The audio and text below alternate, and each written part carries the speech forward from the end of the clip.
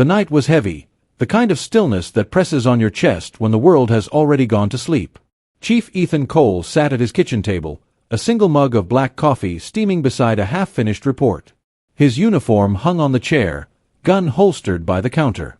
Outside, the rain came down soft but steady, blurring the world beyond the kitchen window into silver streaks. The clock struck 11:47 p.m. A sudden pounding on the front door shattered the calm. Bang, bang, bang. Ethan's head lifted slowly. 3 knocks, not the casual kind. The kind that carried authority. He stood, quiet as a cat, and reached for his sidearm, thumb grazing the safety. "Who is it?" he called, his voice even. "Police," a voice barked from the other side. "Open up, you're under arrest for HOA violations." Ethan froze. The words didn't even make sense. HOA violations? Through the peephole, he saw 2 men in navy uniforms, flashlights cutting through the drizzle.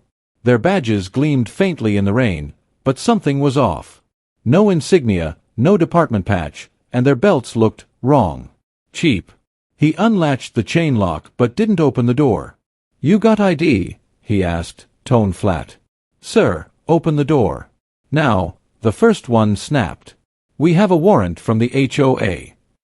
Ethan almost laughed. A warrant from the HOA. He kept his voice steady. "Let's see that warrant then." One of them raised a paper toward the glass. Ethan squinted.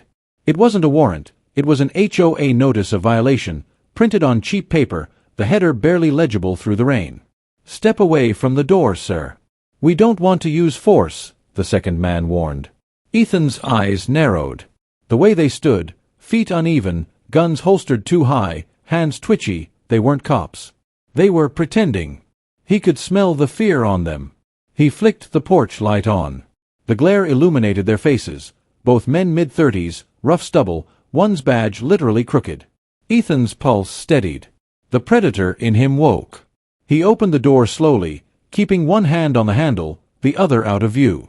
"Gentlemen," he said softly, "which department did you say you're with?" The county," one muttered. "Really?" Ethan's voice sharpened. "Because I'm the chief of police for this county." Silence. Rain hissed between them. One of the fakes took a step back, his fake radio buzzing with static that didn't even connect to dispatch. Ethan's tone dropped to command. "Hands where I can see them." The 2 imposters exchanged panicked looks. One bolted.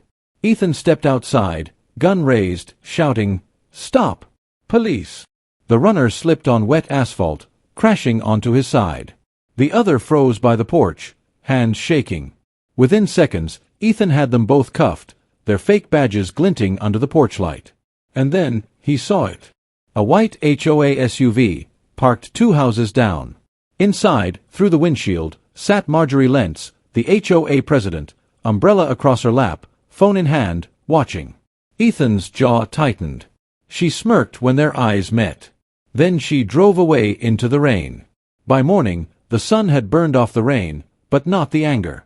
Ethan stood in his office, the blinds half drawn, a thin strip of light cutting across his desk. The 2 impersonators sat in the interrogation room down the hall, both trembling, both claiming they were just hired for a job.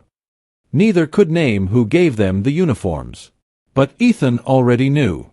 He replayed the body cam footage on his monitor. Frame by frame, the moment the warrant was handed through the glass, the exact angle showing the HOA letterhead.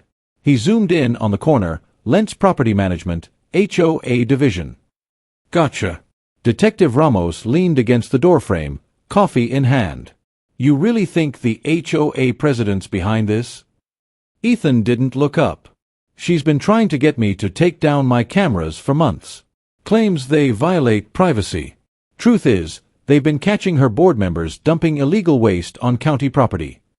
Ramos whistled. "So she sends fake cops to scare the actual chief of police." "Arrogance makes people stupid," Ethan muttered. He typed out a subpoena request for the HOA's financial records and vendor contracts. But he didn't submit it yet. He wanted to play it right. Quietly. That afternoon, Ethan drove past the HOA office. Beige walls, white trim, fake flowers in the windows. Marjorie stood out front with her assistant, pretending to discuss landscaping. When she saw his cruiser, her smile faltered. He parked, stepped out in uniform, calm but deliberate. "Morning, Ms. Lentz." Her voice quivered, though she tried to sound bold. "Chief Cole, I heard there was some confusion last night. Terrible misunderstanding." He folded his arms. "You sent men to my house, impersonating officers." Her eyes darted. "That's a serious accusation. It's a serious crime." She forced a laugh. "You can't possibly think the HOA would." Ethan held up a flash drive. "Body cam footage. You can save the story for the news." Her smile vanished. For the first time, fear flickered behind her eyes. Ethan turned and walked away, saying only, "See you at the meeting tonight." The HOA meeting hall was packed. Folding chairs filled every inch. Angry residents murmured under the fluorescent lights. A camera crew from Channel 7 waited near the back, having heard rumors of an incident involving local law enforcement. Ethan sat in the front row, still in uniform, face unreadable. Marjorie stood at the podium, clutching her binder like a shield. "Let's begin," she said with a smile that didn't reach her eyes. "First, I want to address the recent misunderstanding involving law enforcement and one of our residents." She paused, pretending calm. "Our association takes community safety very seriously." Ethan rose slowly. "Is that what we're calling it?" he asked, voice echoing across the hall. Cameras swiveled. Murmurs rippled through the crowd. Marjorie froze. "Chief Cole, this isn't an official." "Oh, I think it is." He stepped forward. "Last night, 2 men dressed as police officers came to my door. They claimed to have a warrant from this HOA." Gasps. Marjorie tried to interrupt. "That's absurd, no one." He clicked a remote. The projector behind her flickered to life, showing body cam footage. The 2 imposters appeared on screen, rain pouring, fake badges glinting. The room went silent. "This," Ethan said, voice calm, "is what your HOA president authorized." A collective intake of breath swept through the hall. Cameras zoomed in on Marjorie's paling face. Ethan continued, each word deliberate. "Impersonating law enforcement. Conspiracy to intimidate a public officer. Multiple felonies." Marjorie stumbled back, stammering, You can't prove I." "Oh, I can," Ethan replied. "We traced the payments. 2 cash withdrawals from your HOA fund, made yesterday. Witnesses confirmed you met them in person." The crowd erupted, shouting, recording on phones. Marjorie's assistant slipped out the back, trying to escape. But the door opened, and 2 real officers stepped in. Ramos's voice carried clear. "Marjorie Lentz, you're under arrest." The room descended into chaos. Marjorie's face twisted, disbelief turning to fury. "This is harassment. You can't arrest me. I'm the president." Ethan stood still, watching as his officers moved in, Miranda rights echoing under the buzzing lights. The TV cameras caught every second, the handcuffs, the trembling lips, the HOA board members shrinking in their seats. Residents shouted from the back. "You lied to us. You used our money for this. You sent fake cops to the chief's house." Marjorie screamed as they guided her out. "You'll regret this, Cole. You'll—" The words died under the flash of cameras. The door slammed shut. Ramos turned to Ethan. "That's one for the books." Ethan gave a small nod. People forget power comes with limits.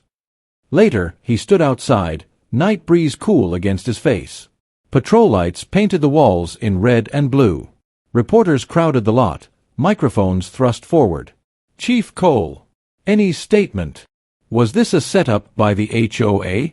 Will she face prison time?" Ethan spoke only one line. "Justice doesn't stop at property lines." Then he walked away, the crowd parting as if the night itself respected him. Weeks passed. The HOA office stood empty, its windows covered with brown paper, the logo stripped off the door. A for lease sign swayed in the autumn wind.